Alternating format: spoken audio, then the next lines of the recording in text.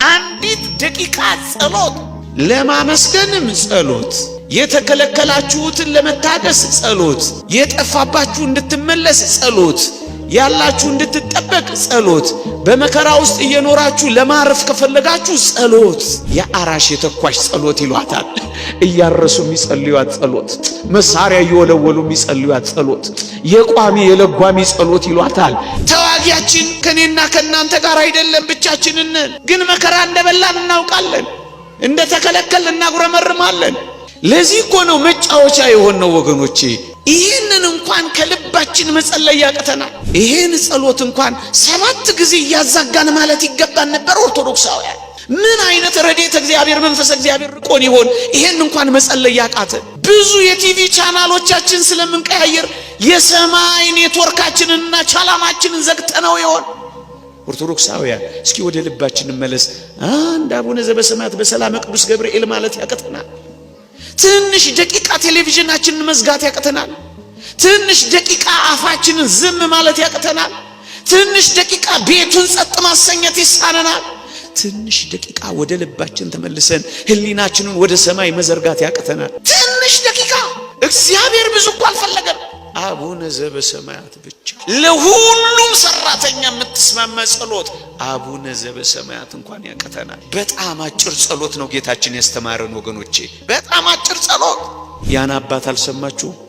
በረሃ የሚኖር አባት ነው። ሁሉ ጊዜ ጸሎት ዋሉ አቡነ ዘበሰማያት። ያውም እኮ ዘልቆት አይሄድም። አባታችን ሆይ አባታችን ሆይ አባታችን ሆይ ብቻ ነው የሚለው። ከብዙ ዘመን በኋላ እግዚአብሔር መልአኩን ላከናሉ። አረ ስምህ ይቀደስ በለኝ ብሎ ያከበታሉ። እሱ ምን ላይ ፖስት ተደርጓል? አቡነ ዘበሰማያት ላይ ቆሟል። ምን ላይ ቆማችኋል እናንተ? ወሬ ላይ፣ ምንም የማትፈጥሩትና የማትለውጡት ፖለቲካ ላይ፣ ምንም እዚህ ፈቅ የማታደርጉት የዓለም ኢኮኖሚና ሪዮት ላይ በአንድ ነገር ፈቅ ማድረግ ትችላላችሁ፣ በአንዲት አቡነ ዘበሰማያት ብቻ። እሱን ትተነዋል። እዩት ይህ አባት አረ ስምህ ይቀደስ በለኝ ብሎ መልአኩን ሲልክለት እንዳለ ታውቃላችሁ።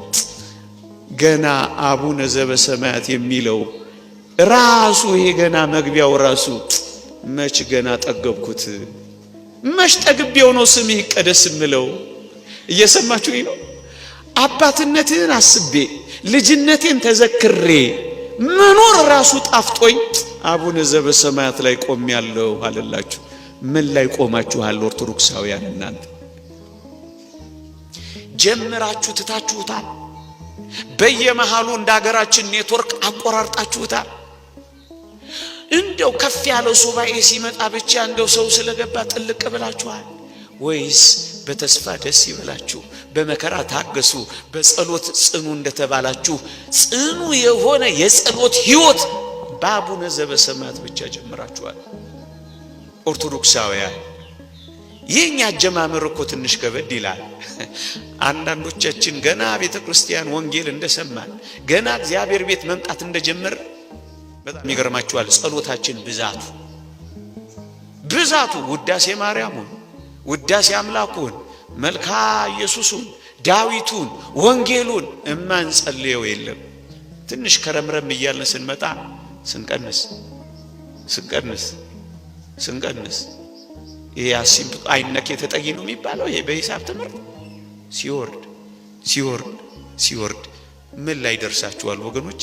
እኔ አስታውሳለሁ ገና ቤተ ክርስቲያን ህይወት ስንጀምር ከወዳጆቼ ጋር ቅዳሴ ገብተን ለማስቀደስ ስንጀምር እስካሁን አፍራለሁ ሳስበው። ገና ቅዳሴው ሲጀመር እጆቻችንን ዘርግተን ማስቀደስ ጀመር። እየሰማችሁ? እንደውም ብፁዕ አቡነ ሕዝቅኤል መጽሐፍ መምህራችን ነበሩ። እዛ ቀን የማህሌት አይተውን ደግሞም እኮ እንጠራራላችኋለን እነዚህ ልጆች ሊያረጉ ነው እንዴ እስኪሉን ድረስ ከፍ ሁሉ ማለት ጀመር።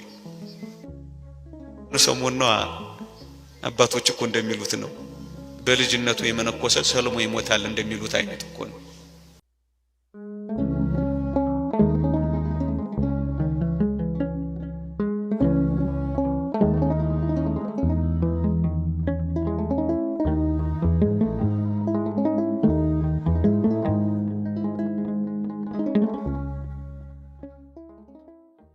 ወደ እግዚአብሔር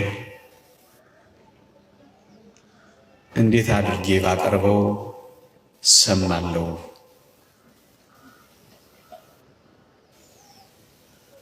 እግዚአብሔር የሚቀበለው እግዚአብሔር የሚሰማው ልመናና ጸሎት እንዲሆንልኝ ምን ላድርግ የሚል ሐሳብ ነው። የምታውቁትን ደግሞ የምትኖሩበትን ሐሳቦች ነው ከብዙ በጥቂቱ ከረጅሙ ባጭሩ ላስታውሳችሁ የምሞክረው። እስከ ዛሬ የቤተ ክርስቲያን የተማርነው ግን ደግሞ ልንኖረው ልናስታውሰው የሚገባውን ጥቂት ቁም ነገሮች ደግሜ ላስታውሳችሁ ነው የቆምኩት። እግዚአብሔር ከሁላችን ጋር ይሁን።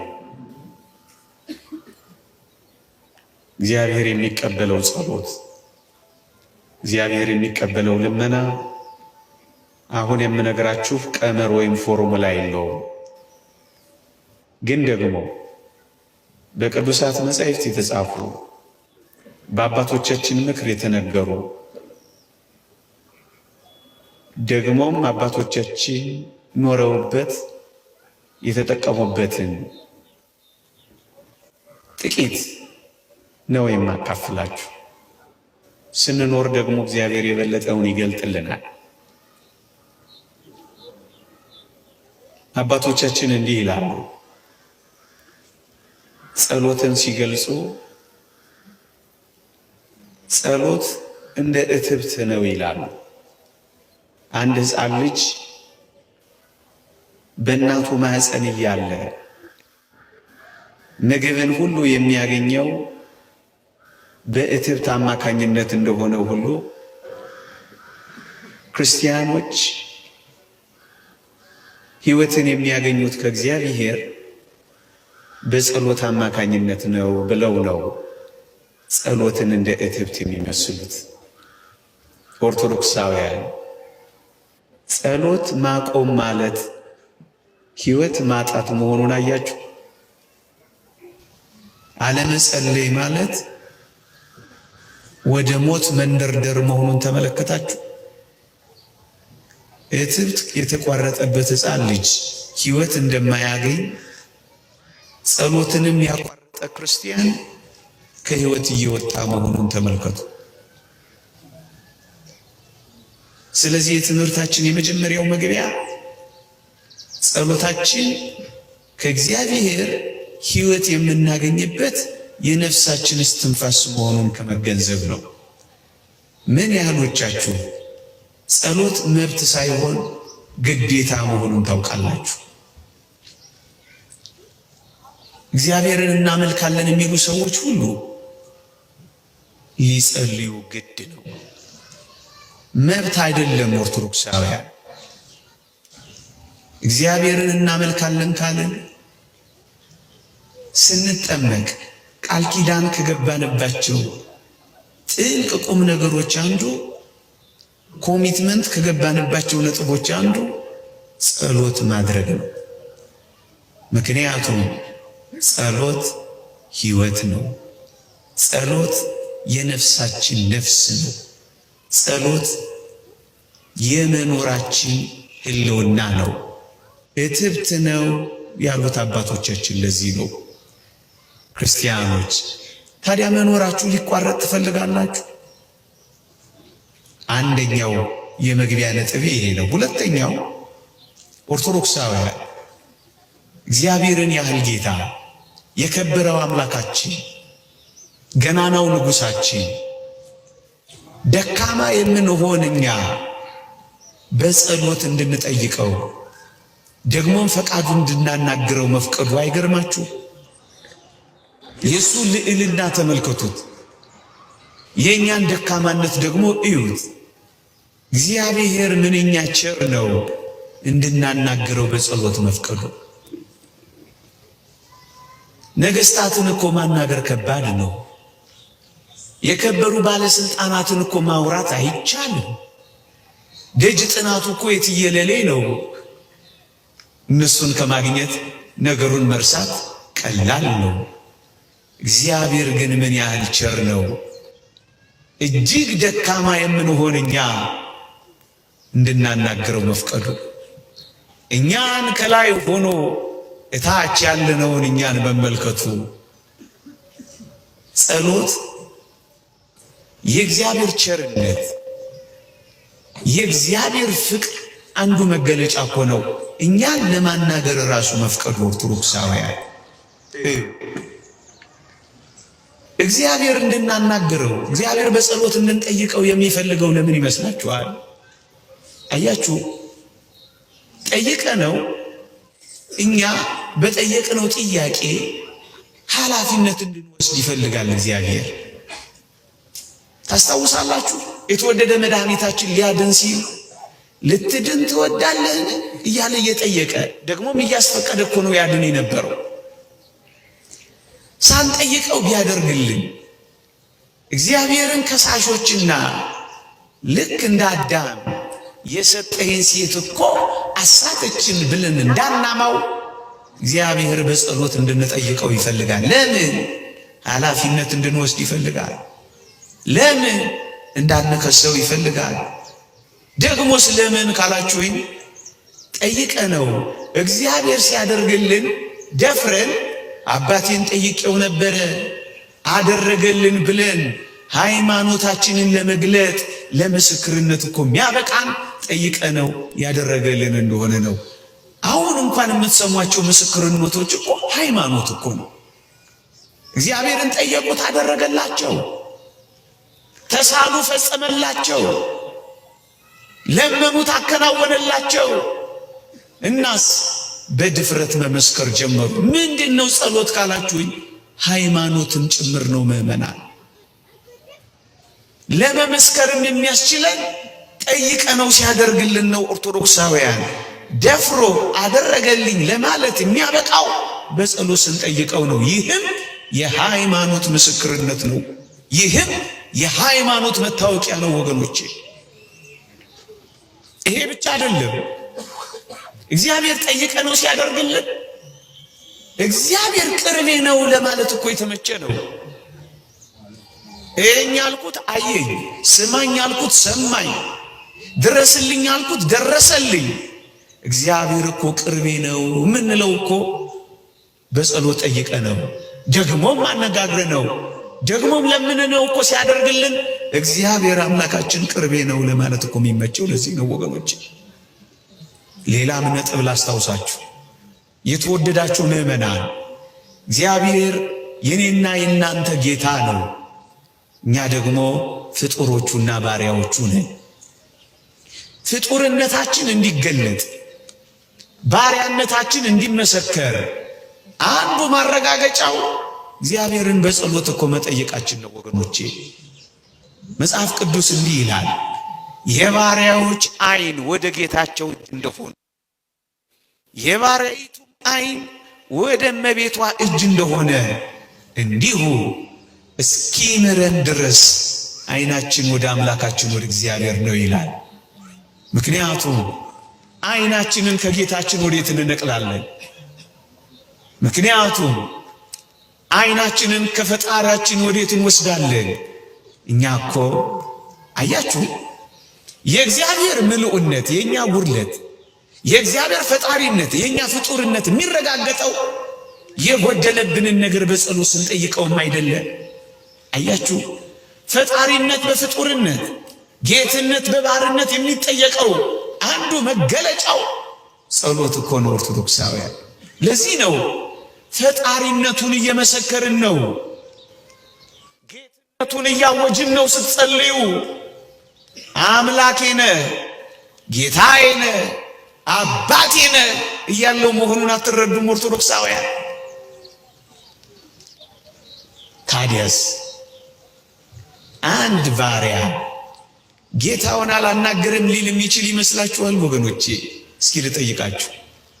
እኔ ቤት ያለችውን አንዲት አገልጋይ ሰራተኛ የቤቴን መጥሪያ ተጭኜ ብጠራት ጊዜ ጋሼ ልመጣልህ አልችልም፣ ኪችን ውስጥ ነኝ፣ እኔ ቢዚ ነኝ ብትለኝ በሚቀጥለው ቀን እኔ ቤት ትቀጥላለች፣ እቺ ትቀጥላለች ወይ መኪናዬን ይዤ ቤቴ ስገባ እርግጥ መኪና አልነዳም የለኝም፣ ክላክስ ባደርግና ጥበቃዬ ጋሼ ልከፍትሎት አልችልም፣ አትክልት ውሃ እያጠጣሁ ነው እኔ ቢዚ ነኝ ቢል ይሄ ሰውዬ በሚቀጥለው ቀን በአትክልተኛነት በጠባቂነት እኔ ቤት ይቀጥላል? ምን ማለት መሰላችሁ? ላናግርህ አልችልም ቢዚ ነኝ ቢል አሁን ይሄ ባሪያ ነው? አሁን ይሄ ጌታውን የሚያውቅ ነው? የእግዚአብሔር ፈጣሪነት የኛ ፍጡርነት፣ የእግዚአብሔር ጌትነት የኛ ባርነት እንዲገለጥ አንዱ መገለጫው ጸሎት ነው። ወገኖቼ እዩ፣ በጸሎት የማታናግሩት ከሆነ ጸሎት እየጸለያችሁ ከአምላካችሁ ጋር የማትነጋገሩ ከሆነ ምን እያላችሁት እንደሆነ ታውቃላችሁ? እኔ ባሪያህ ነኝ፣ አንተ ጌታዬ ሆይ ላናግርህ አልችልም እኔ ቢዚ ነኝ እያላችሁት እኮ ነው። ከዚያ በኋላ እናንተ በባርነት፣ እናንተ በፍጡርነት፣ እናንተ በአገልጋይነት የምትቀጥሉ ይመስላችኋል? ልክ እኔ ቤት ያሉት አገልጋዮች በሚቀጥለው ቀን እንደሚቆራረጡ ከኔ ጋር ጸሎት የማይጸልይ ሰው የእግዚአብሔርን ጌትነቱን ከመመስከር የእግዚአብሔርን ፈጣሪነት ከማወጅ አልፈልግም ያለ ሰው ነው። ይህማ ምንኛ ያሳዝናል ወገኖቼ። ስለዚህ ተነሱ፣ ጌትነቱን መስክሩ፣ ፈጣሪነቱን አውጁ። እኛ ፍጡርህ ነን፣ ደግሞም ጎዶሎ ነን፣ አንተ ሙላን የምንለው በጸሎት እንደሆነ ተረዳችሁ ወገኖቼ። ለዚህ ነው እኛ ኦርቶዶክሳውያን ጸሎትን ደጋግመን ሁል ጊዜ ሕይወታችን የምናደርገው። ሌላ ነጥብ ላንሳላችሁ። በሕይወታችን ኑሮና ሕይወት ውስጥ እንኳን ብንሆን አንድ ነገር አስታውሱ። እዩ፣ አባቶቻችን እንዲህ ይላሉ፣ ጸጋ እግዚአብሔርን ማግኘት የሚወድ ማንም ቢኖር ይላሉ፣ አንደኛ በጸሎት ስለተሰጠው ያመስግን እግዚአብሔር ይጨምርለታል ይላሉ። ኦርቶዶክሳውያን ያላችሁ ከሆናችሁ የተሰጣችሁ ከሆናችሁ በጸሎት እግዚአብሔርን ታመሰግናላችሁ። በማመስገናችሁ ምክንያት ይጨመርላችኋል። ጸጋ እግዚአብሔርን ከተሰጣችሁ፣ ስለዚህ ጸጋ እግዚአብሔርን በጸሎት ማመስገን ስትጀምሩ እግዚአብሔር ይጨምርላችኋል። ጸጋ እግዚአብሔርን ማግኘት ከወደዳችሁ ጸልዩ። ሁለተኛ፣ ምናልባት ጸጋችሁ የተወሰደባችሁ ካላችሁ ጸጋችሁ እንድትመለስላችሁ ጸልዩ። ደግሞአለሁ፣ ከተወሰደችባችሁ በጸሎት እግዚአብሔርን ለምኑ፣ እግዚአብሔር ይመልስላችኋል። አሁንም በጸሎት ለምኑ፣ ጸጋችሁ ትመለስላችኋለች። ሶስተኛ፣ ምናልባት ጸጋችሁ በእጃችሁ ላይ ያለ እንዳትጠፋባችሁ በጸሎት አስጠብቋት። ታስታውሳላችሁ? የተወደደች ሐና እመቤታችን በተሰጠቻት ጊዜ በተአምረ ማርያም እንዲህ ይላል፣ የሰጣትን ዘውትር ይጠብቅላት ዘንድ ትጸልይ ነበር ይላል። ልጆች የተሰጣችሁ ስለ ልጆቻችሁ መጠበቅ ትጸልያላችሁ። ጸሎት እንኳን የተሰጣችሁ ስለ ጸሎታችሁ መጠበቅ እግዚአብሔርን ትለምናላችሁ። መንፈሳዊ ሕይወትና ደግ ልዕልና ያለው ክርስቲያናዊ ሕይወት የተሰጣችሁ ሰይጣን እንዳይወስድባችሁ፣ ፈተና እንዳያርቅባችሁ ስለ ተሰጣችሁ ጸጋ መጠበቅ ትለምናላችሁ። ሰላም ተሰጥቷችሁ ከሆነ መግባታችሁ መውጣታችሁ ደስ የሚያሰኝ ከሆነ ይህንን ጠላት እንዳያከሽፍባችሁ፣ ዲያብሎስ እንዳይነጥቃችሁ፣ እንዳይዋጋችሁ በጸሎት እንደ እሳት ቅጥር ታስጠብቃላችሁ። እዩ፣ ያለው እንዳይጠፋባችሁ ይልቁንም ደግሞ እንዲጠበቅላችሁ የማስጠበቂያ ጸሎት ታደርጋላችሁ። ደግሞስ ወገኖቼ ምናልባት በሕይወታችሁ ጠይቃችሁት የተከለከላችሁት ነገር ካለ እግዚአብሔር ስለ ከለከላችሁ ነገር መታገስን እንዲሰጣችሁ ትጸልያላችሁ። ጸሎታችሁ እንዳይቋረጥ ትጋታችሁ እንዳይጠፋ በተከለከላችሁት ነገር ታጋሾች ሆናችሁ በጸሎት እንድትጸኑ እግዚአብሔርን እንደገና ስለመታገስ ስለምንውታላችሁ። ይውላችሁ የተከለከላችሁት ጸጋ የእግዚአብሔር ጊዜ ደርሶ እንዲፈጸምና እንዲከናወንላችሁ በመታገስ እንድትቆዩ የመቆየት ጸሎት ደግሞ እንዲሰጣችሁ ትዕግስቱን እንዲያለብሳችሁ ሁሉ ጊዜ እግዚአብሔርን እጆቻችሁን ዘርግታችሁ መለመን እንድትችሉ በእግሮቻችሁ እንድትቆሙ በፊቱ እንድትመላለሱ ተስፋ እንዳያስቆርጣችሁ ወደ ቀቢጸ ተስፋ እንዳያደርሳችሁ እግዚአብሔር አሳማም እንዳያስብላችሁ እንደገና ስለሱ ስለመታገስ እንኳን ትጸልያላችሁ። ይሄ ብቻ አይደለም። ምናልባት በመከራዎች ውስጥ ያለን ምናልባት በፈተናዎች ውስጥ የምንመላለስ ኦርቶዶክሳውያን በመከራ ውስጥ የተጣልን እንኳን ብንሆን እግዚአብሔር በጸሎት ውስጥ እንደሚያሳርፋችሁ ታውቃላችሁ። አዎ አረጋዊ መንፈሳዊ እንዲህ ይላል፣ ጸሎትን ለሚወዱ ሰዎች እግዚአብሔር ያድርባቸዋል ካለ በኋላ መከራ ከሚያመጣባቸው የልብንም ሐዘን ከሚያመጣባቸው ሰይጣን እግዚአብሔር ያሳርፋቸዋል ይላል። በመከራዎች ውስጥ ያላችሁ እናንተ ትጸልያላችሁ ነው? ታክቷችሁ ትታችኋል? እጆቻችሁን አጣጥፋችኋል ወይስ እጆቻችሁን መዘርጋት ጀምራችኋል? አዎ እንደ ሀገር በመከራ ውስጥ እየኖርን ነው። ብርቱ ጸሎት፣ ብርቱ ምህላ፣ ብርቱ ሱባኤ ግን አለን። ብዙ ወሬ እንዳለን እናውቃለን። ብዙ ጸሎት ግን እንደሌለን ይሰማናል።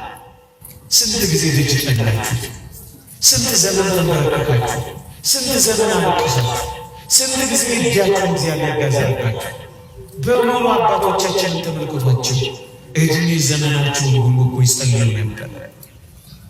አዎ መከራ ከሚያመጣባችሁ ሰይጣን ለመዳን የምትፈልጉ ከሚያሳዝናችሁ ሰይጣን ማረፍ የምትፈልጉ ጸሎትን የሚወዱ ሰዎች ከዚህ ያሳርፋቸዋል ይላል እግዚአብሔር። ከሚያሳዝናቸውም ሰይጣን ያድናቸዋል ይላል። ምን ማለት ነው? ጸሎት ለማመስገንም ጸሎት፣ የተከለከላችሁትን ለመታገስ ጸሎት፣ የጠፋባችሁ እንድትመለስ ጸሎት፣ ያላችሁ እንድትጠበቅ ጸሎት፣ በመከራ ውስጥ እየኖራችሁ ለማረፍ ከፈለጋችሁ ጸሎት።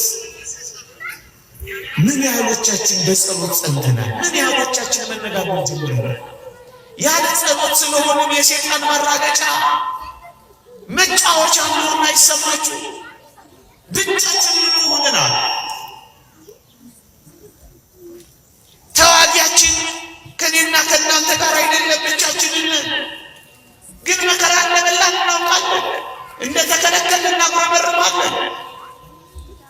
የተሰጠንን ለማመስገን አቅም አጥተናል። ግን ለዚህ ሁሉ ጉዳይ ጸሎት ያስፈልጋል።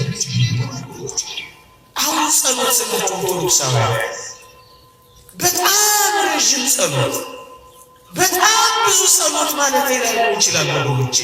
እሱ ማይረግ ነው፣ እሱ ክብር ነው፣ እሱ ጸጋ ነው።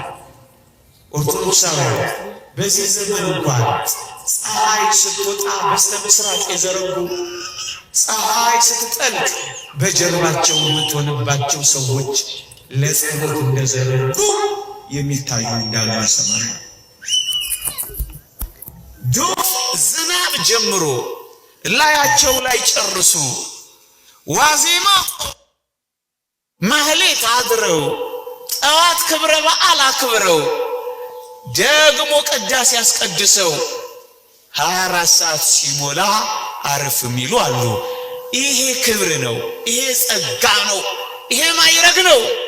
ግን ኦርቶዶክሳውያን ቢያንስ አንድ አቡነ ዘበሰማያት ማለት ያቅተና። በማለዳ የሥራችሁ መጀመሪያ ብርሃኗ ስትፈነጥቅ የልባችሁ ብርሃን በጸሎት ይፈነጥቃል። አትንበርከኩ። ቢያንስ እጆቻችሁን ዘርግታችሁ ትቆማላችሁ። ብዙ አታብዙ። ቢያንስ እንኳን ጸሎት ትጸልያላችሁ። አቡነ ዘበሰማያት ትደግማላችሁ። የተወደደው መድኃኒታችን እኮ ኦርቶዶክሳውያን ያስተማረን ጸሎት በጣም አጭር ጸሎት ናት። ይቺን እንኳን ማድረግ ሳንችል የምንኖር እኮ ብዙ ነን ኦርቶዶክሳውያን። የታለ ጸሎታችን? ስራችሁ ላይ ለስምንትና ከዛ በላይ ለሆኑ ሰዓታት ለብዙ ጊዜያት አልጋችሁ ላይ ለበርካታ ቁጥሮች ተኝታችኋል። እስከ ዛሬ የተኛንበት እድሜ ቢቆጠር ስንት ይሆናል? እስከ ዛሬ የበላንበት ሰዓት ቢደመር ምን ይሆናል? አንዲት ደቂቃ ጸሎት ያውም የአራሽ የተኳሽ ጸሎት ይሏታል። እያረሱ የሚጸልዩት ጸሎት፣ መሳሪያ እየወለወሉ የሚጸልዩት ጸሎት፣ የቋሚ የለጓሚ ጸሎት ይሏታል። ለሁሉም ሰራተኛ የምትስማማ ጸሎት አቡነ ዘበሰማያት እንኳን ያቀተናል። ለዚህ እኮ ነው መጫወቻ የሆነው ወገኖቼ። በጣም አጭር ጸሎት ነው ጌታችን ያስተማረን ወገኖቼ፣ በጣም አጭር ጸሎት። ይህንን እንኳን ከልባችን መጸለይ ያቀተናል። ይሄን ጸሎት እንኳን 7 ጊዜ እያዛጋን ማለት ይገባን ነበር ኦርቶዶክሳውያን። ምን አይነት ረድኤተ እግዚአብሔር መንፈስ እግዚአብሔር ርቆን ይሆን ይሄን እንኳን መጸለይ ያቃተን? በምሽት ክፍለ ጊዜዎቻችን እንኳን እግዚአብሔርን ማሰቢያ ጊዜዎች አሉን የምትንበረከኩበት። ሊቁ ዮሐንስ አፈወርቅ እንደሚለው በምሽት ክፍለ ጊዜ የአምላክህን ስም ለመጥራት ሆድህ እንዳይከብድህ ሆድህን በልኩ ሙላው ይላል። በጣም ስለምንበላ ይሆን የምሽት ጸሎት የከበደን?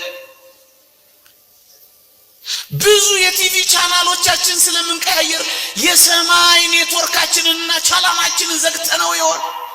ኦርቶዶክሳውያን እስኪ ወደ ልባችን መለስ። አንድ አቡነ ዘበሰማያት በሰላም ቅዱስ ገብርኤል ማለት ያቀተናል። ትንሽ ደቂቃ ቴሌቪዥናችንን መዝጋት ያቀተናል። ትንሽ ደቂቃ አፋችንን ዝም ማለት ያቀተናል። ትንሽ ደቂቃ ቤቱን ጸጥ ማሰኘት ይሳነናል። ትንሽ ደቂቃ ወደ ልባችን ተመልሰን ህሊናችንን ወደ ሰማይ መዘርጋት ያቀተናል። ትንሽ ደቂቃ እግዚአብሔር ብዙ እኮ አልፈለገም። አቡነ ዘበሰማያት ብቻ። ያን አባት አልሰማችሁ? በረሃ የሚኖር አባት ነው። ሁል ጊዜ ጸሎቱ አሉ አቡነ ዘበሰማያት። ያውም እኮ ዘልቆት አይሄድም። አባታችን ሆይ አባታችን ሆይ አባታችን ሆይ ብቻ ነው የሚለው።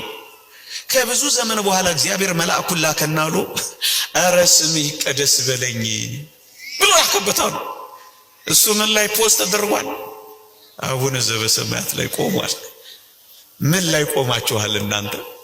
ወሬ ላይ፣ ምንም የማትፈጥሩትና የማትለውጡት ፖለቲካ ላይ፣ ምንም እዚህ ፈቅ የማታደርጉት የዓለም ኢኮኖሚና ርዕዮት ላይ በአንድ ነገር ፈቅ ማድረግ ትችላላችሁ፣ በአንዲት አቡነ ዘበሰማያት ብቻ። እሱን ትተነዋል። እዩት፣ ይህ አባት ኧረ ስምህ ይቀደስ በለኝ ብሎ መልአኩ ሲልክለት እንዳለ ታውቃላችሁ። ገና አቡነ ዘበሰማያት የሚለው ራሱ ይሄ ገና መግቢያው ራሱ መች ገና ጠገብኩት፣ መች ጠግቤው ነው ስምህ ይቀደስ የምለው። እየሰማችሁኝ ነው? አባትነትህን አስቤ ልጅነቴን ተዘክሬ መኖር ራሱ ጣፍጦኝ አቡነ ዘበሰማያት ላይ ቆሜያለሁ አለላችሁ። ምን ላይ ቆማችኋል ኦርቶዶክሳውያን? እናንተ ጀመራችሁ ትታችሁታል። በየመሃሉ እንደ ሀገራችን ኔትወርክ አቆራርጣችሁታል። እንደው ከፍ ያለ ሱባኤ ሲመጣ ብቻ እንደው ሰው ስለገባ ጥልቅ ብላችኋል ወይስ በተስፋ ደስ ይበላችሁ፣ በመከራ ታገሱ፣ በጸሎት ጽኑ እንደተባላችሁ ጽኑ የሆነ የጸሎት ህይወት በአቡነ ዘበሰማያት ብቻ ጀምራችኋል? ኦርቶዶክሳውያን የኛ አጀማመር እኮ ትንሽ ከበድ ይላል። አንዳንዶቻችን ገና ቤተ ክርስቲያን ወንጌል እንደሰማን ገና እግዚአብሔር ቤት መምጣት እንደጀመር በጣም ይገርማችኋል ጸሎታችን ብዛቱ ውዳሴ ማርያሙን ውዳሴ አምላኩን፣ መልካ ኢየሱሱን፣ ዳዊቱን፣ ወንጌሉን እማንጸልየው የለም። ትንሽ ከረምረም እያልን ስንመጣ ስንቀንስ ይሄ አሲምፕ አይነክ የተጠይ ነው የሚባለው ይሄ በሂሳብ ትምህርት ሲወርድ ምን ላይ ደርሳችኋል ወገኖች? እኔ አስታውሳለሁ ገና ቤተ ክርስቲያን ሕይወት ስንጀምር ከወዳጆቼ ጋር ቅዳሴ ገብተን ለማስቀደስ ስንጀምር እስካሁን አፍራለሁ ሳስበው። ገና ቅዳሴው ሲጀመር እጆቻችንን ዘርግተን ማስቀደስ ጀመር። የሰማችሁ ይሄ እንደውም ብፁዕ አቡነ ሕዝቅኤል መጽሐፍ መምህራችን ነበሩ። እዛ ቀን የማህሌት አይተውን ደግሞም እኮ እንጠራራላችኋለን እነዚህ ልጆች ሊያረጉ ነው እንዴ እስኪሉን ድረስ ከፍ ሁሉ ማለት ጀመር። ሰሞኑን አባቶች እኮ እንደሚሉት ነው በልጅነቱ የመነኮሰ ሰልሞ ይሞታል እንደሚሉት አይነት እኮ ነው። ከዛስ ጥቂት እንደቆየን አፍታ እንደቆየን እጃችንን እያወረድን መቋሚያ መፈለግ ጀመርን። መቋሚያ ኃጢአት ነው እያልኩ አይደለም እየሰማ። ከዛስ ትንሽ ደግሞ ስግዱ ሲባል በዛው ማንኮራፋት ጀመር። እኛን አራያ እንዳታረጉ ለትምህርት ነው መነግራችሁ። እየሰማችሁ ይሄ ስንቀንስ እኮ ነው እኔና እናንተ ምን ኖረው የቀድሞ ፍቅራችን እየቀዘቀዘ የቀድሞ ትጋታችን እየጠፋ ማህሌት የሚያድሩት አልጋ ላይ ያንቀላፉ የወለዱት በጊዜ ወሊድ ብቻ ሳይሆን ከጊዜ ወሊድ በኋላም እየዛሉ ወገኖቼ ብዙ ነገርን እየቀነስን እንመጣለን። በአቅም መጸለይን አልጀመርንም። በአቅማችን መጸለይ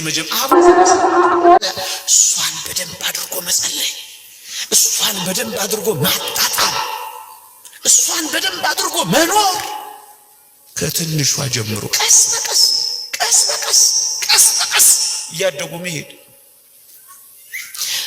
ኦርቶዶክሳውያን እኛ ቤት ኦርቶዶክሳዊነት በአንድ ጊዜ የሚሆን ነገር የለም። በአንድ ጊዜ አናርግም፣ በአንድ ጊዜ አንደመ፣ በአንድ ጊዜ እንዴት ይሆናል? በአንድ ጊዜ ልሰማ እንዳትሉ ይሄማ ትዕቢት ነው ወገኖቼ። ሴትዮይቱና እዚህ ከከተማ ሄደችና በአንድ ቀን ገዳም ገባች አሉ። ገዳም እንደገባች እሳት ማቀጣጠል ተሰጣት አሉ። ስራ እሳት እያቀጣጠለች ያን ቀን እኮ ነው የገባችው አሉ። የሆነች እሳት መጣ ጥብስ አረገቻት አሉ። ምን አለች አሉ ሴትዮይቱ? እኛን ጻድቃንማ እንዴ ካቃጠለ ይው በከተማ ገብርኤል ያረጋቸው ነው አለች አሉ። ያን ቀን ገብታ እንደዚህ ነው ወገኖቼ። ኦርቶዶክሳውያን ከአቡነ ዘበሰማያት ጀምረው እጆቻቸውን ሲዘረጉ እሳት የተፉ እነ ማክሲሞስ እና ዲሞዲዮስ የሚባሉ አባቶች አሉ። አፋቸው እሳት እስኪተፋ እጆቻቸው እሳት እስኪያወጣ ድረስ የደረሱ እስከ እሳትነት እስከ ከዊነ እሳት የደረሱ አባቶቻችን አሉ። እየጸለዩ ከፍ ብለው ክንድ እስከ ስንዝር ከፍ ያሉ አባቶች አሉ። እየጸለዩ ቢያንስ ግን ኦርቶዶክሳውያን እንደው የታዘዙትን የጸሎት ጊዜያት ተዋቸው። በማለዳና በምሽት አቡነ ዘበሰማያት የቋሚ የለጓሚ የአራሽ የተኳሽ ጸሎት ማድረስ እንኳን ያቀተናል ኦርቶዶክሳውያን። ቢያንስ ኦርቶዶክሳውያን እግዚአብሔር የሚፈልገው ተከታታይነት ያለው የማይቋረጥ ጸሎት እንዲሆን ነው ወገኖቼ። ስትጀምሩ ደካማ ጸሎት ሊሆን ይችላል። ስትጀምሩ የረከሰች ጸሎት ሊሆን ይችላል። ስትጀምሩ ማትሰሙ ሊመስላችሁ ይችላል። ግድ የለም የረከሰ ጸሎት በመጸለይ ነው ወደ ንጹህ ጸሎት የሚደረሰው ኦርቶዶክሳውያን። ደካማ ጸሎት በመጀመር ነው ወደ ብርቱ ጸሎት የምንጓዘው። ከዜሮ በመጀመር ነው ከፍ የምንለው። ግን እንጀምረው ኦርቶዶክሳውያን። ለዚህ ዘመን መድህናችን ከጸሎት በቀር ምን አለ መሰላችሁ? ከጸሎት በቀር የሚድንበት እንዳለ የሚያስብ ሰው በሰይጣን የተታለለ ነው ይላል ማር ይስሐቅ። ከጸሎት በቀር መዳኛ የለንም ኦርቶዶክሳውያን። እግዚአብሔር ከመጥራት በቀር መውጫ የለንም። ኦርቶዶክሳውያን በግልም በቤተ ክርስቲያንም እንደ ሀገርም ከጸሎት በቀር መትረፊያ የለንም። ከዚህ ውጭ ካሰብን በሰይጣን የተታለልነን የሚለው ለዚህ ነው። የረከሰች ቢመስላችሁም ጸልዩ ወገኖቼ። ደግሞ አለው ኃጢአት እየሰራን ቢሆን እንኳን ላለመጸለይ ማፈር የለብንም። ኦርቶዶክሳውያን እግዚአብሔርን ለማናገር መደበቅ የለብንም። ኦርቶዶክሳውያን ታመንም ቢሆን በመከራው በምንም ሁኔታ ውስጥ እንሆን፣ እንደውም አንድ ሊቅ ምን ይላል? መታመምህን ላለመጸለይ ምክንያት አታድርግ፣ ይልቁንም ይላል ለህመምህ መድኃኒት የሚሆንህ ጸሎትህ ነው ይላል። አልጋ ላይም ወድቀህ ብትሆን ጸልየው። አልጋ ላይ ወድቀው እየጸለዩ የኤርሚያስን ሰቆቃው ኤርሚያስን እየደገመ እያነበበ አንድ እንባ በሚያነብበት መጽሐፍ ላይ አረፈ ይላል። አንድ ታሪክ ሳነብ አልገባውም ምን እንደሆነ። ለካ እጅግ ጽኑ እንባን የሚያለቅሰው የነብዩ የኤርሚያስ እንባ ነበር የሚጸልይበት መጽሐፍ ላይ ያረፈው። ነብዩ ኤርሚያስ አብሮት መጥቶ ለካ ያለቅስ ነበር በታመመው አልጋ ላይ ወድቆ። በታመማችሁበት አልጋ ላይ የሚመጡ ቅዱሳን አሉላችሁ። መታመማችሁን ምክንያት አድርጋችሁ ጸሎቴ ደካማና የረከሰች ናት ብላችሁ ላለመነጋገር ከእግዚአብሔር እንዳትርቁ ጸልዩ። ጸልዩ። ምንም እንኳን ከምትፈልጉት የህይወት ደረጃ ንጹህ ህይወት ደረጃ ንጹህ ጸሎት ደረጃ ባትደርሱ ጸሎትን ግን አታቆሙ። ስታቆሙ ትሞታላችሁ። ስታበቁ ይበቃል። ለዚህ ነው ሁል ጊዜ እንድንጸልይ ጌታችን በወንጌል በምሳሌ ታስታውሳላችኋችን ሴት ዘውትር መጸለይ ስለሚገባ አንድ ምሳሌ ነገራቸው ይላል። ባሏ የሞተባት አንዲት መበለት የሆነች ሴት ፍረድልኝ እያለች ዳኛውን ተዘበዝበው ነበር ይላል የሉቃስ ወንጌል ምዕራፍ 18 ቁጥር 1። በሞቴ ስሙኝ ፍርድ ትፈልጋለች። ዳኛው አልፈርድ አላት ወገኖቼ። ከዚያስ ዘውትር እየሄደች መዘብዘብ መጨቅጨቅ ጀመረች። ከዕለታት አንድ ቀን ግን ዳኛው ምን አለ? እግዚአብሔርንም ባልፈራ ሰውንም ባላፍር ስለ ዝብዘባዋ ብዬ እፈርድላታለሁ አለ ይላል። በጨካኝ ልብ የመሰለው እግዚአብሔር የኔና የናንተን የጭካኔ ልብ ለመግለጽ እንጂ እሱ ደግና ሩሩህ አምላክ ነው። ግን ምን እንደሆነ ታውቃላችሁ? ፈረደላት። ምንም የሌላት ብትሆን እንኳን አብዝታ እግዚአብሔርን በጸሎት በመጠየቋ እንደሚፈረድልን ሲያሳየን ተመልከቱ። ምንም የላት። የምትሰጠው ገንዘብ የላት፣ ደሃ ናት። የምትማርክበት ውበት የላት፣ አርጅታለች።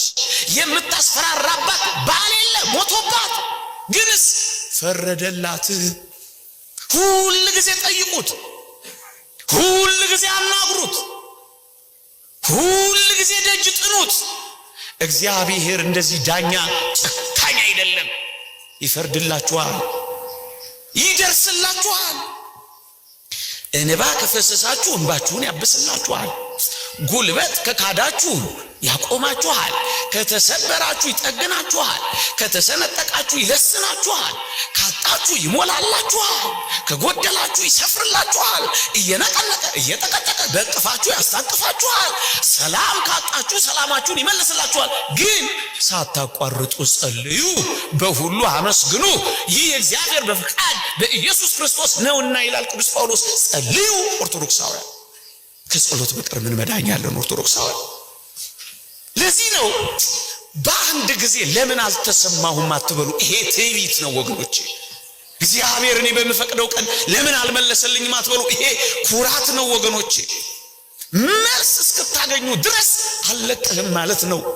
እውነተኛ ያንን ቅዱስ ያዕቆብን ሕይወት አላያችሁ? እስክትባርከኝ አልለቅህም፣ እስክትመልስልኝ አልለቅህም፣ እስክትደርስልኝ አልለቅህም፣ ከዚህ ማጥ እስክታወጣኝ ድረስ አልለቅህም፣ አለሁልህ እስክትለኝና እስክታቆመኝ ድረስ አልለቅህም። ካልባረከኝ አልለቅህም ማለት እኮ ነው። አትልቀቁት፣ አትተዉት። ዘወትር መጸለይ ዘወትር መጸለይ። ለዚህ ነው በጸሎት ትጉ የሚለው የመጽሐፍ አንቀጽ የሚናገረው። ግን ኦርቶዶክሳውያን አደራችሁን ስትጸልዩ እነዚህን ነጥቦች ተመልከቱ። ቅድም ቢያንስ ከቻላችሁ በርቱ፣ ጨምሩ፣ ከፈለጋችሁ በጸሎትም አንጉ። ግን እንዳትረሱ ቢያንስ ጥቂት እግዚአብሔርን ማነጋገር እንዳትረሱ። አባቶቻችን ጸሎተ ኢየሱስ የሚባላላቸው አጭር ጸሎት እንኳን ያደርጋሉ ይባላል። በተለይ የበረቱት መነኮሳት በመንገድም እየሄዱ ስራም እየሰሩ በምንም ሕይወት ውስጥ ጌታዬ ኢየሱስ ክርስቶስ ሆይ ማረኝ የምትል ጸሎተ ኢየሱስ የሚባላለቻቸው ሁሉ ጊዜ በመንገድም በስራም ስሙን ጋሻ፣ ለመንገዳችሁ ብርሃን፣ ለጉዟችሁ ምርኩዝ፣ ለጋሬጣችሁ መሻገሪያ፣ ለመንገዳገዳችሁ ድጋፍ ድረስልኝ። ይሄ ያቅታል። ይሄን ሁሉ ተውት ይላሉ ፓትርያርኩ ሲኖዳ። ደግሞ እሺ አትናገሩ፣ በከንፈር ማንቀሳቀስ እንኳን አታውሩት እግዚአብሔርን ይሉና በልባችሁ እንኳን እግዚአብሔርን አናግሩት፣ በልባችሁ እንኳን አስቡት። ይሄ እርግጥ የማዕከላውያን ከፍ ያለ ጸሎት ነው። ግፋ ሞተ ወልደ እግዚአብሔርን፣ ግፋ ሰማዕታትን፣ ተስፋ መንግስተ ሰማያትን እያሰቡ ጸሎተ ልቡና ይባላል። በጸሎት ከእግዚአብሔር ጋር የሚመሰጡበት፣ በእንባ የሚኖሩበት ይሄ ከፍ ያለ ጸሎት ነው። ግን ቢያንስ ልባችሁ እግዚአብሔርን እንዲያስበው ፍቀዱለት። በዓለም እንዲታሰርና እንዲያዝ አታዋቱት፣ አታንከራቱት። ግን እንዲያድርጉ አባቶቻችን የሚመክሩን ምክር አለ ወገኖቼ። በመጽሐፍ ቅዱስ ላይ በጸሎት ከእግዚአብሔር ጋር የታረቁ ጸሎታቸው ይላሉ ቀላል ጸሎት ነው። ደግሞ አለው ቀላል ጸሎት ነው የሚያደርጉት። ምን ማለት መሰላችሁ? በጣም ቀላል ጸሎት ነው ማለት ምን ማለት መሰላችሁ? እዩ፣ በእግዚአብሔር ፊት ሲነጋገሩ በቃላት ማጠንከር፣ በንግግር ማሳመር በጣም ሲጠበቡ አታዩዋቸውም ወገኖቼ። ቃላቶቻችሁን ለማሳመር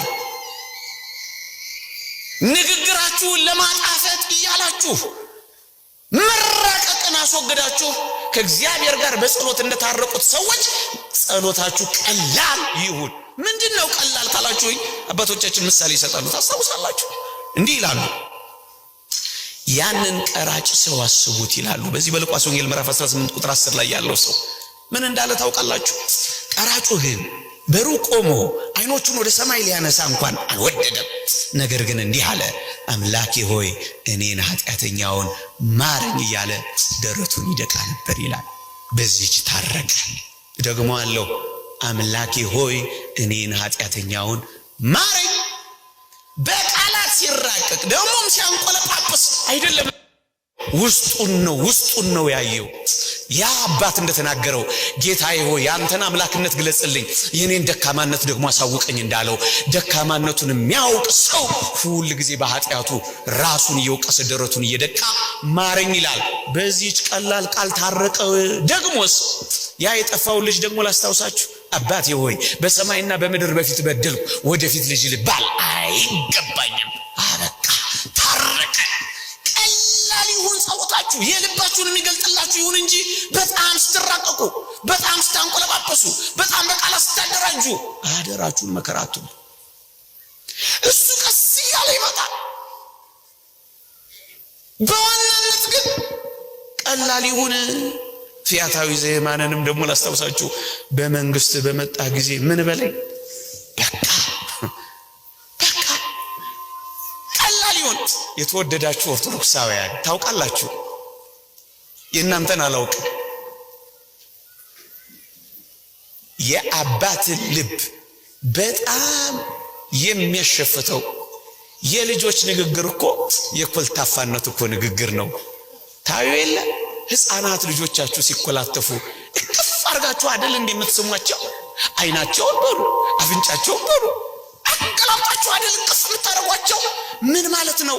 የልጆቻችሁን መኮላተፍ እንኳን ስትወዱት እግዚአብሔር እኮ የኛን የልጆቹን ተኮለታትፈን እንኳን እኔ እኮ ጸሎት አላውቅም፣ እኔ መጸለይ አልችልም። ግድ የለም እግዚአብሔር መቆላተፋችንን እንኳን ሳይቀር ነው የሚወደው። ኦርቶዶክሳውያን በአባታችን ፊት እየተቆላተፍን ስንናገር እግዚአብሔር እኮ ደስ ይለዋል። ለምንጠቀማቸው ቃላት መቆላተፋችንን እንኳን የሚወድ እግዚአብሔር እንዳለ እንመንና እየተቆላተፍንም ቢሆን እንጸልይ። አንዳንድ ሰው እኔ አልችልም፣ ግድ የለም እግዚአብሔር የሚወደው ይሄንን ነው። እንደውም እንዴት እንደሚያቅፍ የተወደዳችሁ ኦርቶዶክሳውያን ደግሞ ሌላ አንድ ሐሳብ እናንሳና ወደ ርዕሰ ጉዳይ ጥቂት ነጥቦችን ሰጥቻችሁ አበቃለሁ። ኦርቶዶክሳውያን ይውላችሁ በእግዚአብሔር ንጉሳችን ነው፣ እኛ ባለሟሎቹ ነን። ሁሉ ጊዜ በጸሎት በእግዚአብሔር ፊት ስንቆም በንጉሱ በእግዚአብሔር ፊት እንደቆምን እናውቃለን። በንጉሱ በእግዚአብሔር ፊት አሁን እንኳን እኔ እንደምናገር እናንተ እንደምትሰሙ ታውቃላችሁ። በንጉስ ፊት እኮ ነው የቆምነው ወገኖቼ። እንደውም አባቶቻችን ምን ይላል? ማር ይስሐቅ ምን ይላል? ለጸሎት ስትቆም ይላል በእሳት ነበልባል ፊት እንደምትቆም ሁን ይላል። በእሳት ነበልባሎች ፊት እንናገራለን። በእሳት ነበልባሎች ፊት እንቆማለን። በእሳት ነበልባሎች ፊት እናገለግላለን። በእሳት ነበልባል ፊት የሚቆም ምንኛ ንቁና ቀልጣፋ እንደሚሆን አስቡት። እንዴት ታንቀላፋላችሁ? እንዴት ትዘናጋላችሁ? እንዴት ቸል ትላላችሁ? እንዴትስ በእሳት ፊት እየቆማችሁ እንዴትስ ታፊዛላችሁ? አያችሁ፣ በእሳት ነበልባሎች ፊት በንጉስ ፊት የሚቆም የሚረድና የሚንቀጠቀጥ አይደለም፣ የሚያደገድግም አይደለም። አደግድጋችሁ፣ አዎ እጆቻችሁን ወደ ሰማይ ዘርግታችሁ ነው እኮ የሚለው። በማለዳ በፊት እቆማለሁ እንዳለ እየቆማችሁ ከቻላችሁ በእውነትና በመንፈስ ይሰግዱለታል እንደሚለው እየሰገዳችሁ፣ ካልቻላችሁ እየቆማችሁ ከዚያስ ዘረጋችሁ በፊት እጆች በሌሊት እጆቻቸውን አንሱ እንዳለ ቅዱስ ጳውሎስም ወንዶች እጆቻቸውን እያነሱ ያለ ቁጣ እንዲጸልዩ ፈቅዳለሁ እንዳለ እጆቻችሁን እያነሳችሁ ደግሞስ አይናችሁን ቀና አድርጋችሁ ማን አስተምሯችሁ ነው የምትጨፍኑት? የተወደደ መድኃኒታችን ኢየሱስ ክርስቶስ አይኖቹን ቀና አድርጎ አልዓዛር እንዳስነሳ አላያችሁ? አይኖቹን ቀና አድርጎ ህብስቱን እንደባረከ አላያችሁ? ይሄ እኮ ትምህርት ነው። አይኖቻችሁን ቀና አድርጋችሁ ወደ ሰማያት። አዎ ምንድነው የሚለው የእግዚአብሔር ቃል አታስታውሱ? በሰማይ የምትኖር ሆይ አይኖችን ወደ አንተ አነሳለሁ አይልም? አይኖቻችሁን አንስታችሁ መቋሚያም ሳትይዙ አምድ ላይ ደገፍ ሳትይዙ እንቅልፍም ሳታንቀላፉ በእሳት ነበልባሎች ፊት እንደምትቆሙ ሆናችሁ ጸልዩ። በንጉስ ፊት እንደሆናችሁ አስባችሁ አደግድጉ ወገኖቼ፣ አደግድጉ። ሌላውን ሁሉ ትተን ምን እናድርግ? ቅድም ብያችኋለሁ በመግቢያዬ ቀመርና ፎርሙላ የለውም። ቅድም እንዳልኳችሁ በአንዲት ቃል ታርቀዋል። ዝም ብለው በፊቱ ቀሚሱን ነክተው ታርፈዋል። ቀመርና ፎርሙላ የለውም ያልኳችሁ ለዚህ ነው። ቢያንስ ግን ጥቂት ሐሳቦችን ሰጥቻችሁ አበቃለሁ። እግዚአብሔር ከሁላችን ጋር ይሁን። እየሰማችሁኝ ነው? እግዚአብሔር ከሁላችን ጋር ይሁን። ድምጼ ይሰማችኋል? የመጀመሪያው እግዚአብሔር እንዲሰማን እግዚአብሔር ጸሎታችንን እንዲቀበለው በግልጽ የተጻፈው የመጽሐፍ ቅዱስ ቃላችን ምን እንደሆነ ታውቃላችሁ? የመጀመሪያው ዋና ነጥባችን ይሄ ነው። ምንድነው እሱ? ማመንታት የሌለበት እምነት፣ ሳታመነቱ ማመን። ማወላወል የሌለበት ጽናት፣ ሳታወላውሉ መጽናት። ደግሞስ ማቆራረጥ የሌለበት ትጋት፣ ያቋረጣችሁ እየጀመራችሁ ተወት እያረጋችሁት ደግሞ እየተመለሳችሁ ሳይሆን ሳታቋርጡ ጸልዩ፣ በሁሉ አመስግኑ፣ ይህ የእግዚአብሔር ፈቃድ በኢየሱስ ክርስቶስ ነውና ይላል። ሳታቋርጡ ያለ ትጋት። ይሄ ብቻ አይደለም፣ ሁለት ልብ የሌለበት አንድነት። በሁለት ልብ ሳታነክሱ እግዚአብሔርን አምናችሁት ጸልዩ።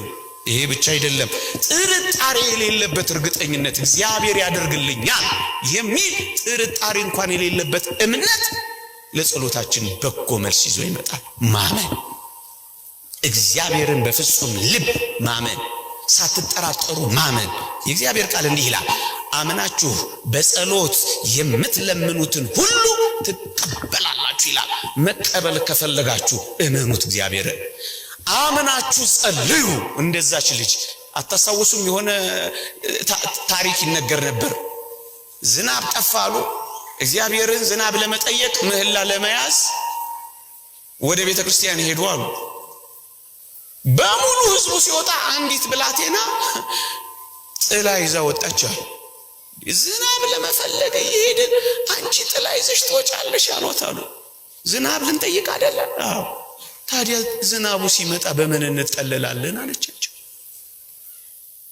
አማኝ ማለት እንዲህ ነው እንጠይቃለን እግዚአብሔር ያደርገዋል እናስ ጥላ ያስፈልገናል እውነትም ጸልየው ሲመለሱ ዝናብ መጣ አብዛኛው እየተደበደበ አጅሪት ተጠልላ ወደ ቤቷ ገባች ማመን ማለት እንደዚህ እመኑት እግዚአብሔር ወገኖቼ ካመነው ይታመንልናል እግዚአብሔር የታመነ ነው ራሳችንን ግን እንጠረጥረዋለን ከታመን ይታመንልናል ከወላወል ይክደናል እግዚአብሔር ይሄንን ነው የእግዚአብሔር ቃል እኮ የሚናገረው ወገኖቼ ቅዱስ ጴጥሮስን አታሳውሱ በውሃ ላይ እንድራመድ እዘዘኝ ናለው መጣና መስጠም ጀመረ ጌታችን በወንጌል ምን ተብሎ ይጻፈው አንተ እምነት የጎደለ ስለምን ተጠራጠርህ አይደል ያለው ለሚጠራጠር ሰው ከእግዚአብሔር ዘንድ ምን ያገኛል እየተጠራጠርን ቀርቶብን ይሆን መጥቶ ተመልሶ ይሆን በጥርጣሬያችን ልንፈወስ ስንል ሄዶ ይሆን እግዚአብሔር ሲመጣ አጥቶን ይሆን ሊሰጠን ሲል እጃችንን አጥፈን ይሆን ጥርጣሬ ገብቶን ይሆን ማወላወል ገብቶን ይሆናል አይሆንም እያልዋልን ይሆን የእግዚአብሔር ቃል እንዲህ ይላል ወገኖቼ አንተ እምነት የጎደለ ስለምን ተጠራጠርክ ተጠራጣሪዎች ከሆን ከእግዚአብሔር ዘንድ አንዳች አናገኝም ኦርቶዶክሳውያን እንዲህ እንደ ቅዱስ ጴጥሮስ በባህሩ ላይ እንደምንራመድ አስበን ሳይሆን እውነት እንነጋገር ከተባለ በአምላካችን እጅ ላይ እንደምንረማመድ ሆነን ካሰብን እንጸናለን ባህሩ ላይ አይደለም በአምላኬ እጅ ላይ ነው ምራመደው ምድረ በዳ ሊሆን ይችላል በምድረ በዳ ውስጥ በእግዚአብሔር እርሾች መካከል ነው የሚሄደው ውሃ የሌለበት በረሃ ሊሆን ይችላል አምላኬ ምንጭ የሚሆንበት ጭንጫ አለው በሱ ውስጥ ነው የሚሄደው ብላችሁ ካመናችሁ እግዚአብሔር ያድናል ይሄው በቅዱሳት መጻሕፍት በሙሉ የተጻፈው ይሄ አይደለምን ላስታውሳችሁ እስኪ ከእናንተ አስቀድሞ የነበሩትን እዩ በእግዚአብሔር አምኖ ያፈረ ማን ነው አብርሃም ነው እርሱንስ በመፍራት በከራውን ታግሶ በመከራ እንደጣለው የቀረ ማን ነው ኢዮብ ነው ለምኖትስ ቸል ያለው ማን ነው ይላል እግዚአብሔር ቃል መጽሐፈ ሲራክ ምዕራፍ 2 ቁጥር 10 ለምኖት ቸል ያለው ከሌለ እኔና እናንተ ብንለምነው እግዚአብሔር ቸል ይለናል የነሱ አምላክ የኛ አምላክ አይደለም እኛ በምክባር ደከምን በሃይማኖት እኮ አንድ ነን ኦርቶዶክሳውያን ለምኖት ቸል ያለ የለም ግን እኛ እንመነው አምነነው እንለምን አትጠራጠሩ ኦርቶዶክስ የእግዚአብሔር ቃል እንዲህ ይላል ከናንተ ግን ማንም ጥበብ ቢጎለው ሳይነቅፍ በልግስና ለሁሉ የሚሰጠውን እግዚአብሔርን ይለምን ነገር ግን በምንም ሳይጠራጠር በእምነት ይለምን የሚጠራጠር ሰው በነፋስ የተነቃነቀ የባህር ማዕበል ይመስላልና ሁለት ሐሳብ በመንገዱም ሁሉ ለሚወላውል ለዚያ ሰው ከጌታ ዘንድ አንዳች የሚያገኝ አይምሰለው ይላል አንዳች አናገኝም ምን ካልን ከወላወለ ያድነኛል አያድነኝም ይደርስልኛል አይደርስልኝም ያወጣኛል አይወጣኝም ቢያድነን ባድነን አማን ናቸው እግዚአብሔርን እናመልካለን ሞትም ቢሆን ከሱ ጋር እንሞታለን ሕይወትም ቢሆን ከሱ ጋር ሕይወት ይኖረናል እናገኛለን ይሄ ነው አለማወላወል ወገኖቼ እምነት ማለት ይሄ ነው ወገኖቼ ሁለተኛው አንደኛው በእምነት አምናችሁ በጸሎት የምትለምኑትን ሁሉ ትቀበላላችሁ መቀበል ከፈለጋችሁ እመኑት አንድ ዝርዝር ጉዳይ ያለው ሰዓት እንዳይወስድብኝ ነው ሁለተኛ እንደ እግዚአብሔር ፈቃድ ለምኑት እንደ እግዚአብሔር ፈቃድ እንለምነው ኦርቶዶክሳውያን የእግዚአብሔር ቃል ግልጽ ነው በዚህ ጉዳይ ላይ የሚናገረው ምን ይላል በእርሱ ዘንድ ያለን ድፍረት ይህ ነው እንደ ፈቃዱ አንዳች ብንለምን ይሰማናል ለዚህ እኮ ነው ፈቃድ ይሁን ወይ ይኩን ፈቃድ ከሚለው ቃል እንደ ፈቃዱ እንለምን። እንደ ፈቃዱ ይውላችሁ የምንለምነው እንደሚሰማን ብናውቅ ከእርሱ የለመነው ልመና እንደተቀበል እናውቃለን። መቀበል ከፈለጋችሁ ልመናችሁን እንደ እግዚአብሔር ፈቃድ አቅርቡት። የእግዚአብሔር ፈቃድ ምንድነው? የእግዚአብሔር ፈቃድማ የእግዚአብሔር የባህሪው መገለጫ ነው። የእግዚአብሔር ባህሪ የሚገለጥበት አንዱ መንገድ የእግዚአብሔር ፈቃድ ነው። ኦርቶዶክሳውያን የእግዚአብሔር ፈቃድ ምንድነው? እግዚአብሔር ቸር ነው። የባህሪው መገለጫ የእግዚአብሔር ባህሪ ምንድነው? ቸር ነው። የእግዚአብሔር ባህሪ ምንድነው? ደግ ነው። የእግዚአብሔር ባህሪ ምንድነው? መሐሪ ነው። ቸርነቱን፣ ምህረቱን፣ ደግነቱን፣ ቅድስናው ይሄ የእግዚአብሔር ፈቃድ ነው ወገኖቼ። እያሰብን ከለመን ነው እንቀበላለን። ምንድነው የእግዚአብሔር ፈቃድ?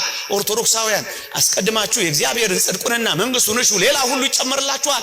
ጽድቁን የሚሻ መንግስቱን የሚፈልግ ይህ የእግዚአብሔር ፈቃድ ነው ኦርቶዶክሳውያን። ከዚህ ዘለን ሌላውን ብንፈልግ አንቀበልም። ለምን? ፈቃዱን መጀመሪያ ፈቃዱ መፈለግ። ሁለተኛስ ሌላ ፈቃዱ ምንድነው? የእግዚአብሔር ፈቃድ ይህ ነው፣ እርሱም መቀደሳችሁ ነው ይላል። ስለ ቅድስናችን፣ ስለ ጽድቅና ስለ ዘላለማዊ ሕይወታችን፣ ስለ መቀደሳችን ይህ የእግዚአብሔር ፈቃድ ነው ኦርቶዶክሳውያን። ሌላስ ፈቃዱ ምንድነው? ሳታቋርጡ ጸልዩ፣ በሁሉ አመስግኑ፣ ይህ የእግዚአብሔር ፈቃድ በክርስቶስ ኢየሱስ ነውና ይላል። በሁሉ ማመስገን፣ ሳናቋርጥ መጸለይ ይህ የእግዚአብሔር ፈቃድ ነው። ይህ የእግዚአብሔር ፈቃድ ነው። ይህ የእግዚአብሔር ፈቃድ ነው። ኦርቶዶክሳውያን ፈቃዱን ለማወቅ በቅዱሳት መጻሕፍት የተጻፉትን የማይፈቅደውን ነገር መተው ነው። ወደ እግዚአብሔር ፈቃድ የምንደርሰው የማይፈቅደውን ነገር በመተው ነው። ሳንተው እንዴት ይሆናል ወገኖቼ? የእግዚአብሔር ፈቃድ ይውላችሁ ለበሽተኛው የሚጠቅመውን የሚያውቅ ሐኪሙ ነው እንጂ በሽተኛው አይደለም። ስለዚህ ፈቃድህ በእኔ ላይ ምንድነው? አንተ የፈቀድከው በእኔ ህይወት ውስጥ እንዲሆን እኔም ደግሞ እንድቀበለው እርዳኝ። ፈቃድ ይሁንልኝ። ይሄ ነው እኮ የሚያስፈልገው ወገኖቼ። ፈቃዱን እንዴት ማወቅ እችላለሁ? ኦርቶዶክሳውያን የእግዚአብሔር ፈቃድ በመጻሕፍት ተጽፏል። ምንም የተሰወረ ነገር የለም። እነርሱን ይስሙ። የእግዚአብሔር ጽድቅና ኩነኔ የእግዚአብሔር ፈቃድ ምንድነው? በሙሴና በነቢያት መጽሐፍ ይልቁንም ፍጽምት በሆነችው በአዲስ ኪዳን ተገልጧል። እሱን አንብቡ። እግዚአብሔር ለሕዝቡ በመጽሐፍ ይናገራቸዋልና የእግዚአብሔር ፈቃድ ምንድነው? በመጽሐፍ የተጻፈው ነው። ሌላ ምን አለ? የእግዚአብሔር ፈቃድ ወገኖቼ እዩ። ፈቃዱን ለማድረግ የሚጥር ሰው እንዳትረሱ፣ ፈቃዱን ለማድረግ የሚጥር ሰው እግዚአብሔር የበለጠውን ጥበቡንና በሩን ይከፍትለታል። ፈቃዱን ለመፈጸም በጣራችሁ ቁጥር እግዚአብሔር የፈቃዱን በር ክፍት ያደርግላችሁ። እያወቃችሁ ትመጣላችሁ። እየተገለጠላችሁ ይመጣል። በፈቃዱ ስትኖሩ፣ ወደ ፍቅሩ ስትመላለሱ የእግዚአብሔር ፍቅር ፈቃዱን እየገለጠላችሁ ይመጣል ወገኖቼ። በትንሹ ስንታመን፣ ላወቅ ነው ለተረዳ ነው የቅዱሳት መጻሕፍት ኃይለ ቃላት ስንታዘዝ ወገኖቼ፣ አክብሮት ሲኖረን፣ በሕይወታችን መተግበር ስንጀምር ሌላውንም በቸርነቱ ይገልጥልናል። እግዚአብሔር እየረዳን ይመጣል። ስለዚህ ወደ ፈቃዱና ወደ ፍቅሩ ደግሞም ወደ መተግበር ስትመጡ ብዥ የሚለው የሰይጣን ውካታ የሚመጣው የሚሄደው የምኞትና የማማለል ዓለም እየተወገደ ይመጣል። ያን ጊዜ እግዚአብሔርን ፈቃድ በግልጽ ያወቃችሁ ትመጣላችሁ። የእግዚአብሔር ፈቃድ በምን ይታወቃል? በቅዱሳት መጻሕፍት ነው። የእግዚአብሔር ፈቃድ በምን ይታወቃል? ከቅዱሳን ሕይወት ተሞክሮ ነው። የእግዚአብሔር ፈቃድ በምን ይመጣል? ከደገኛ ሰዎች ምክር ነው። የእግዚአብሔር ፈቃድ በምን ይታወቃል? እግዚአብሔርን በመውደድ ውስጥ ነው ወገኖቼ። እግዚአብሔርን በጣም እየወደዳችሁት በጣም እያፈቀራችሁ ስትመጡ ፈቃዱ ሁሉ ሕይወታችሁ ይሆናል። እሱ ያልፈቀደውን ነገር አታደርጉ። ፈቃዱ ገንዘባችሁ ይሆናል። ፈቃዱ የሚመራችሁ ይሆናል። ለዚህ ነው ነብዩ ዳዊት አንተ አምላኬ ነህና ፈቃድህን ለማድረግ አስተምረኝ፣ ቅዱስ መንፈስን በጽድቅ መንገድ ይምራኝ ይላል። መንፈስ ቅዱስ ይመራችኋል። እግዚአብሔር የጽድቅ መንገድ ያሳያችኋል። ፈቃዱን እጃችሁን እየመራ ያስተምራችኋል። ግን ለፈቃዱ ማዘንበል ግን አለባችሁ። ጸልይ እንደ ፈቃዱ በእርሱ ዘንድ ያለን ድፍረት ይህ ነው። እንደ ፈቃዱ ብንለምን ይሰማናል። መቀበል ትፈልጋላችሁ? እንግዲያውስ እንደ እግዚአብሔር ፈቃድ እየኖራችሁ እንደ እግዚአብሔር ፈቃድ እየተመላለሳችሁ ጽድቅንም እያደረጋችሁ ለምኑት። እግዚአብሔር ሲያደርግ ታዩታላችሁ።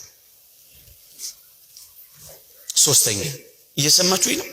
ሶስተኛ እግዚአብሔር ጸሎታችንን እንዲሰማ ደግሞም እንዲቀበለው ምን እናድርግ ካላችሁኝ፣ አንደኛ በእምነት፣ ሁለተኛ እንደ ፈቃዱ በመመላለስ እንደ ፈቃዱ በመለመን፣ ሶስተኛ በፍቅር የማይደረግ ነገር ሁሉ እግዚአብሔር አይቀበለውም።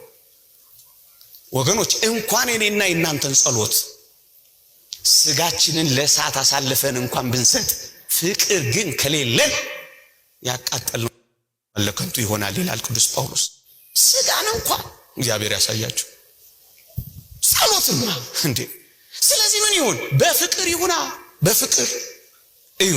ዮሐንስ ዘአስዩት የተባለ አባት ንጹህ ጸሎት ምንድነው ተብሎ ሲጠየቅ ምን አለ መሰላችሁ? እንዲህ ይላል፣ እግዚአብሔርን በመውደድ ለዓለም መሞት ነው ንጹህ ጸሎት አለ። እግዚአብሔርን በመውደድ ለዓለም ስንሞት ዓለም በእኛ ውስጥ ሕይወት ስታጣ ያን ጊዜ ንጹህ ጸሎተኞች መሆን እንችላለን ይላል። እግዚአብሔርን በመውደድ ላይ የተመሰረተው አያችሁ። የምትጸልዩት ለጥቅም ሳይሆን ለፍቅር ይሆናል። አምጣ አይደለም ማመስገን ትጀምራላችሁ። ንብረት ማስጠበቂያ፣ ሀብት ማፍሪያ፣ ጠላት መጉጃ አታረጉትም። ለነፍስ ጥቅም፣ ለእግዚአብሔር ፍቅር መንበርከክ ትጀምራላችሁ። ያን ጊዜ መልስ ታገኛላችሁ ወገኖቼ፣ መልስ ታገኛላችሁ። ለመቀበል ሳይሆን የምትጸልዩት ራሳችሁን ለመስጠት ይሆናል። ምክንያቱም ግንኙነታችሁ የሚሆነው ከመውደዱና ከፍቅሩ ጋር ብቻ ይሆናል። ፍቅሩ ጋር ብቻ ይሆናል። ኦርቶዶክሳውያን ይኸውላችሁ፣ በጣም ከወደዳችሁት ከምትወዱት ሰው ጋር ሁሉ ጊዜ መኖር ትፈልጉ የለ? አዎ፣ በጣም ስትወዱት ሳታናግሩት መዋል፣ ሳታናግሩት ማምሸት አትችሉ። ሳታናግሩ አይነጋም። ዳዊትም ተመልከቱት፣ እግዚአብሔርን በጣም ስለሚወደው መብልና መጠጥ ውስጥ እንኳን ሳይቀር እያነባና ያለቀሰ ከመጠጡና ከመብሉ ጋር እንባውን ይደባልቅ ነበር። በነቢዩ አሞጽና በነቢዩ በኢሳይያስ ዘመን እንደነበሩት ነገስታት በዝሆን ጥርስ የተለበጠ አልጋ አልነበረም የሚተኛው። ቅዱስ ዮሐንስ አፈወርቅ አንዲት ውብ አልጋ ላሳያችሁ ይላል። ይህቺም አልጋ በዝሆን ጥርስ የተለበጠች አልጋ አይደለችም። እና በምንድን ነው? በዳዊት እንባ የተለበጠች አልጋ ላሳያችሁ ይላል። ሌሊቱን የት ነው የምናድረው ክርስቲያኖች? የት ነው የምናድረው? እዩት፣ ሀገር ያስተዳድራል፣ ህዝብ ይመራል፣ ጦርነት አለበት፣ የቤተ እግዚአብሔር ስራ አለበት። እንደ ዛሬ ካሰባችሁት እኮ ቢዚ ነው። ግንስ መብልና መጠጥ ውስጥ እንኳን ሳይቀር እንባውን የሚደባልቅ ፍሩና የሚፈራና ድንጉጥ ሰው ነው። እግዚአብሔርን የሚወድ ሰው እንደዚህ ነው። ካፉ አይለየውም፣ ከልቡ አይነጥለውም፣ ሁሉ ጊዜ ያወራዋል። ምክንያቱም እግዚአብሔርን ይወደዋል። ከምትወዱት ሰው መለየት አትፈልጉም አይደል? ስትወዱት መለየት አትፈልጉም፣ ታናግሩታላችሁ። እያንዳንዱን የጸሎት ጊዜያት መጠቀም ትጀምራላችሁ። በእያንዳንዱ የጸሎት ጊዜያት ውስጥ እግዚአብሔርን ታገኙታላችሁ፣ ትቀምሱታላችሁ፣ ታጣጥሙታላችሁ። ማቋረጥ አትፈልጉም። አባቶቻችንን ተመልክቷቸው ከእግዚአብሔር ጋር መነጋገርን እንዳያቋርጡ ደቀ መዛሙርቶቻቸውን ዝም ይሏቸው ነበር፣ ሳይለንት ያደርጓቸው ነበር። ማቋረጥ አይፈልጉም። ያዝኑ ነበር ሰው ሲያቋርጣቸው። እናንተ ስትመጡ እኮ የእግዚአብሔር መልአክ ሄደብኝ ብለው ያዝኑ ነበር አባቶቻችን። ታያችሁ፣ ፍቅር ሲኖር እኮ እንደዚህ ነው የሚሆነው። እግዚአብሔር ፍቅር ነው ታውቃላችሁ። ደግሞ ሌላኛው ሐሳብ እግዚአብሔር ፍቅር ነው ታውቃላችሁ። ፀሐይን አውጥቶ ብርሃንን ሲሰጥ ለኃጥኡም ለጻድቁም፣ ለአማኒውም ለመናፍቁም፣ ለጠላትም ለወዳጅም እግዚአብሔር ብርሃንን ሁሌ ያወጣል። ፍቅር ማለት እኮ ይሄ ነው። ምንጮች ከውሃ ሲያወጣ ለሚያምንም ለማያምንም፣ ለገባውም ለወጣውም፣ ለወዳጅም ለጠላትም እግዚአብሔር ያወጣል። ፍቅር ማለት ይሄ ከሆነ የተወደዳችሁ ምእመናን፣ ፍቅር ከልባችሁ ሆኖ እግዚአብሔር እንዲሰማችሁ ከፈለጋችሁ እንዲህ አድርጉ። አባቶቻችን ትምህርት ነው። የሚጠሉንን እየወደድን፣ ለሚያሳድዱን እየጸለይን፣ የሚረግሙንን እየመረቅን ከጸለይን እግዚአብሔር ይቀበለዋል። ምክንያቱም እሱ የኖረው እንደዚህ ነው። እሱ ያሳለፈው ይህን መከራ ነው። ፍለጋውን ይዘን ዳናውንና ኮቴውን ተፈልገ መኖር ከጀመር እንዴት አድርጎ እንደሚቀበለው ተመልከቱ። ኃጥእ ጻድቅ፣ አማኒ መናፍቅ፣ ወዳጅ ጠላት ሳንል እኛም መጸለይ እንጀምራለን። የሌሎችን ድካም መሸፈን እንጀምራለን። ውስጣችንና ራሳችንን እንጂ ማንንም መመልከት እናቆማለን። የተወደዳችሁ ኦርቶዶክሳውያን፣ ያ ፈሪሳዊው እንደጸለየው እንደዚህ ቀራጭ ስላላደረከኝ አመሰግናለሁ፣ 2 ጊዜ ጾማለሁ፣ ምንት እስማ ምን አገባው የሚወዳደረው? ድካሙን ብቻ አይመለከትም ነበር። አያችሁ፣ ፍቅር የለውም። አኩራፊ ነው። ትከሻ ለትከሻ የሚለካካ ነው። ተወዳዳሪና ተፎካካሪ ነው። ፍቅር ሲኖረውስ እንደዚህ ይሆናል። ሶስተኛ፣ ያለ ፍቅር እግዚአብሔር አይቀበለውም። እንዲቀበለው ምን እናድርግ? በፍቅር ሰዎችን በመውደድ ባለመጥላት፣ ለሰዎች ሁሉ በመጸለይ እግዚአብሔርን ደግሞ በጥልቅ በመውደድ ነገሮችን ለማጠቃለል አንድ ሁለት ነጥቦችን ብቻ በፍጥነት ብዬ ላብቃ ሰዓት እንዳልወስድባችሁ። እየሰማችሁ ይሄን ሶስተኛው ደግሞ እጅግ በጣም በእውነት ከኔና ከናንተ የሚወደው ደግሞ የሚፈልገው ምን እንደሆነ ታውቃላችሁ? ኦርቶዶክሳውያን እግዚአብሔር እንዲህ ይላል ከንፈርህ ከኔ ጋር ነው ልብህ ግን ከኔ ጋር አይደለም ይላል። እግዚአብሔር የሚፈልገው ልባችንን ነው። እግዚአብሔር ልብን ያያል የሚል ቃል አልሰማችሁም በመጽሐፍ ቅዱስ? አዎ። ምን ማለት ነው?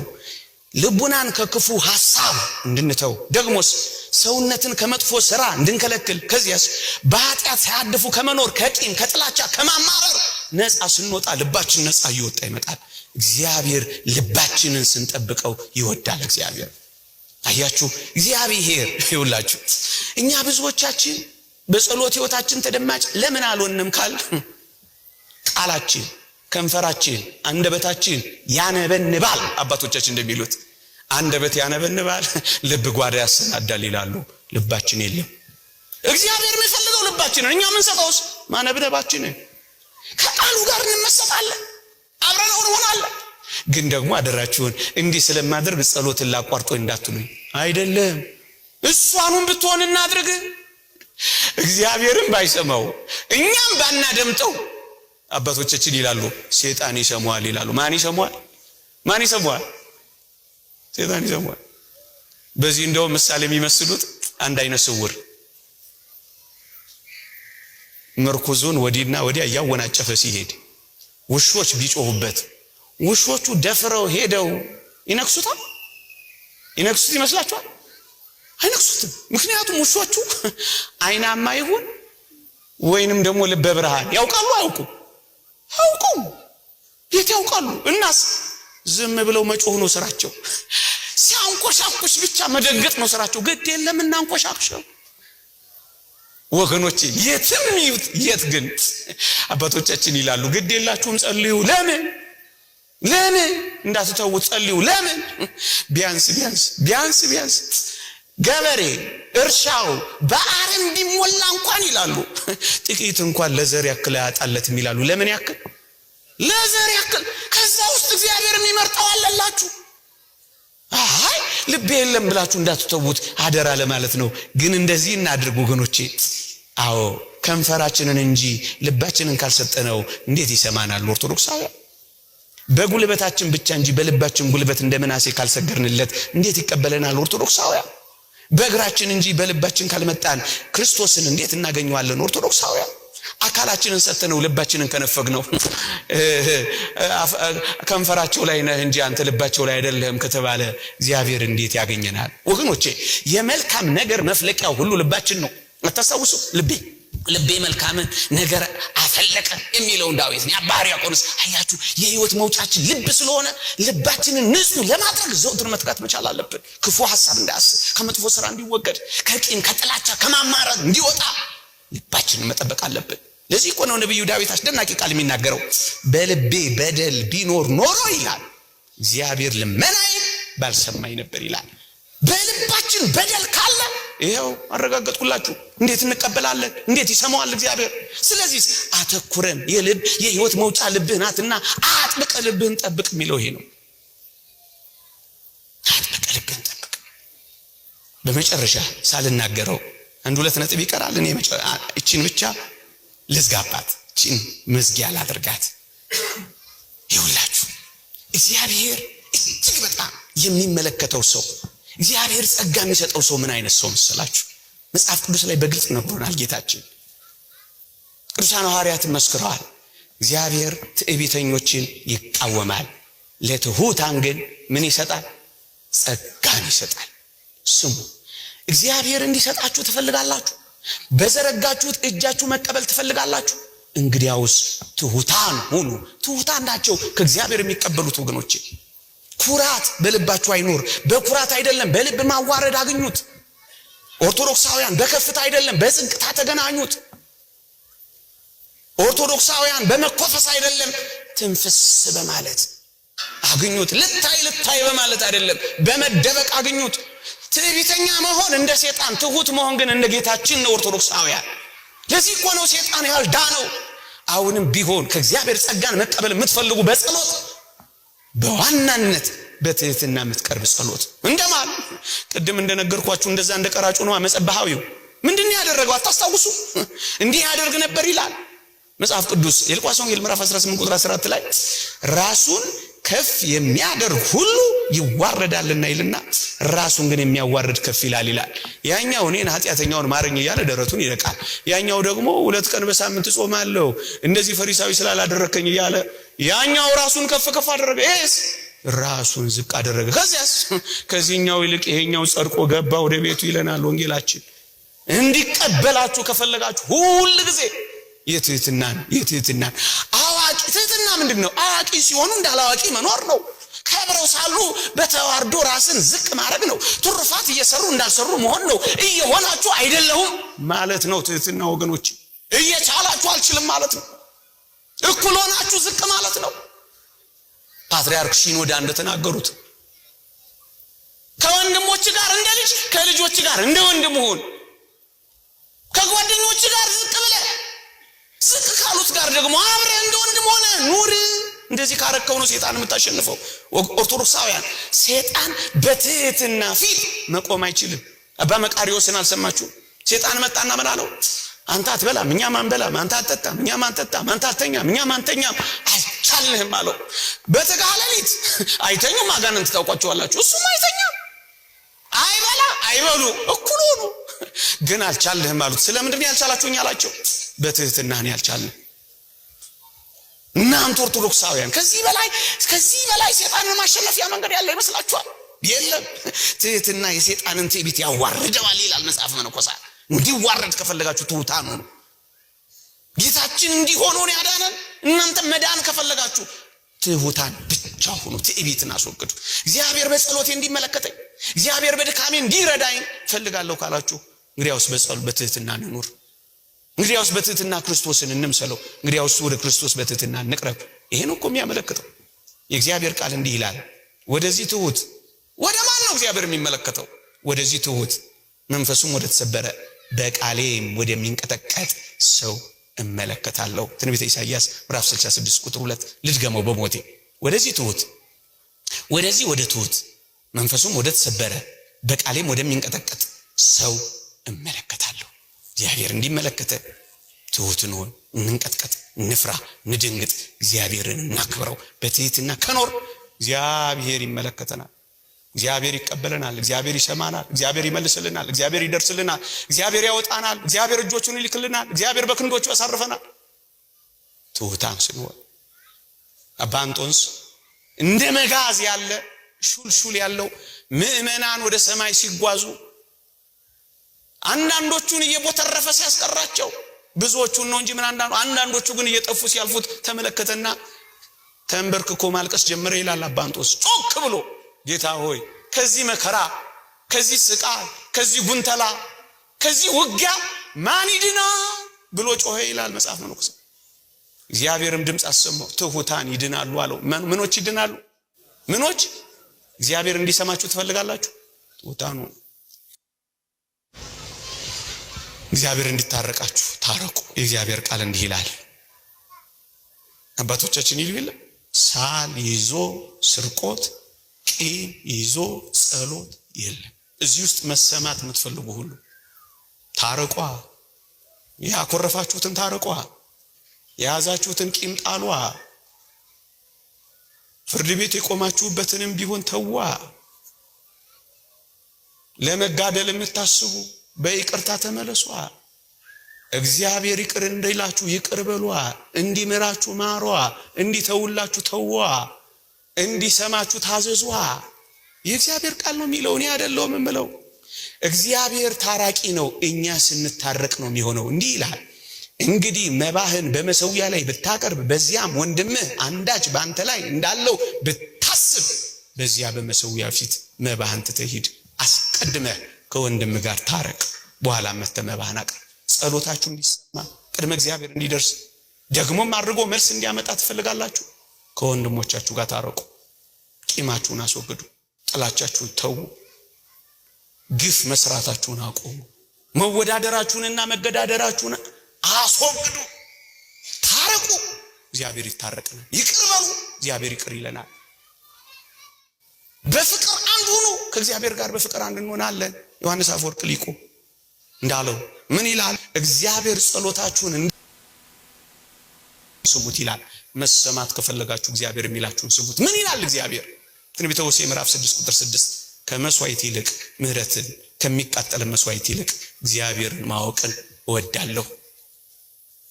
ከመስዋዕታችሁ በፊት ምህረትን ከሚቃጠል መስዋዕት በፊት እግዚአብሔርን እወዳለሁ። ይቆየን።